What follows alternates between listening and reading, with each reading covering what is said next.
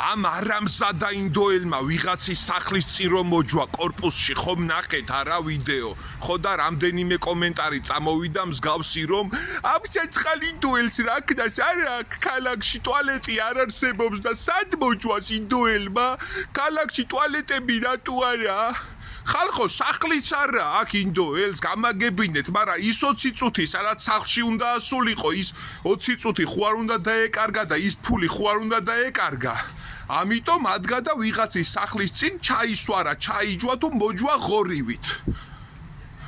არ მოიდგინეთ რომ ინდოელმა მოგიტანათ შეკვეთა შაურმა მძღნერიანი ხელებით ანუ რეალურად ტრაციანი მძღნერიანი ხელებით დადის ეს ადამიანი არც ათხელს არ გადაიბანს ტრაციანი მძღნერიანი ხელებით შეიძლება ბროწეულის წვენის ოყნამაც არ გიშველა მაგრამ სადაც მოგესაქმება სადაც ჩაიჯვა იქ კი არ უნდა მოჯვა ვიღაცის კორპუსის წინ კაცო ეს ჩაჯმული ინდოელი უნდა იპოვოს გინდა ვოლტმა გინდა უნდა მოხდეს მისი